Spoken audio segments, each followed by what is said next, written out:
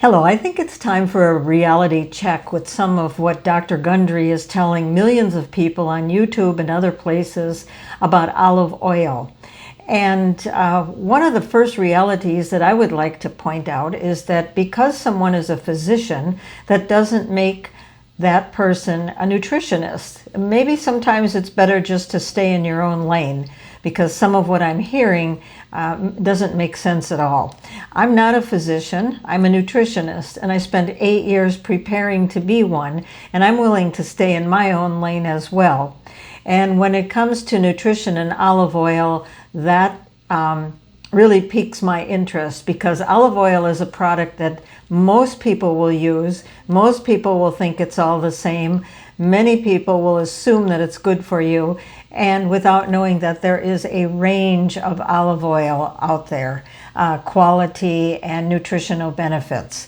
But I won't go there right now. I just want to sort of focus on some of the lack of reality that we have out in the internet these days. One that really gets me interested is when Dr. Gundry is suggesting that his patients or customers consume a liter of olive oil every week. A liter of olive oil has about 7,900 calories. Actually, with olive oil, no matter what kind of olive oil, it will normally have 120 calories per tablespoon. You'll find that on all the labels. The labels at least will tell you the calories and the breakdown of the fat, which those two things are always the same. Well, if someone's going to begin or has been consuming over 7,000 additional calories over what they are currently eating, I wonder what Dr. Gundry's nutrition advice might be to help that person not gain weight. I guess you could do that if you could consume that much fat. If your diet was mainly fat and you starved it of carbohydrates, then the body needs to go after fat for energy. So that's a strategy. It's not necessarily a nice way to follow your nutrition or to expect to get the full range of calories and nutritional benefits. I take 2 tablespoons of high polyphenol olive oil every morning with a squeeze of lemon juice, and that really boosts my antioxidant capability for the entire day. So every researcher that I've seen that does research on olive oil and its benefits, there's legions of them that will say 2 tablespoons a day is plenty.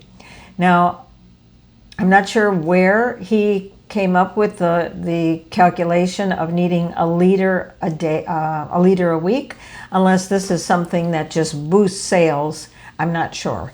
The other thing that really is out of reality is that he doesn't educate people on what to look for in a good olive oil, whether it's his or anyone else's. You know, there's a whole checklist of things to look for. There's the labeling to look for. There's the harvest date. There is the open disclosure from the producer on the quality of that olive oil. In looking at a couple of his labels, he has his bottles labeled with a 3-year out date, which is unheard of and not acceptable really to the International Council. Olive oil doesn't last for 3 years. Once a bottle of olive oil, even good olive oil, is opened, it'll last 18 months, maybe 24 months. And the olive oil should be pressed within 6 hours of picking. So hopefully the olives that he is using with his Moroccan brand are being pressed within that time frame. But again, we have no education, no open disclosure to know that.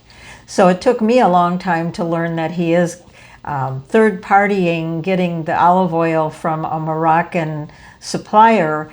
And I tried to get information about their polyphenol content, their harvest dates, their processes, and I have not been able to get anything to pass on.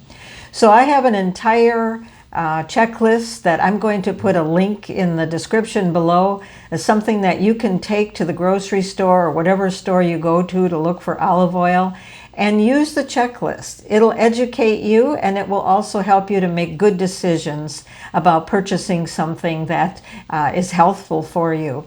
And don't worry about consuming a liter of it every week, unless there's some very, very special need going on here. And if you can't find good olive oil with the checklist, I will put another link in to a small grower that I met earlier this year. And I will tell you honestly, the olive oil coming from this grower is the only olive oil I've ever recommended in 10 years. People have asked me, hundreds and hundreds of people have asked me, what brand should I use?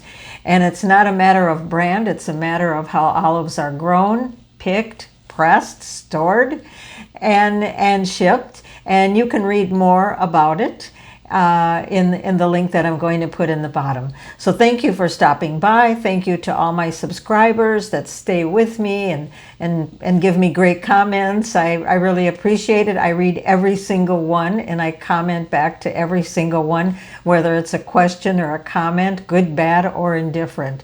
If you're not a subscriber, please subscribe. You would make me very happy. I know it's not your job to make me happy, but you would certainly make my day. Thank you so much for listening. I'll be back again soon.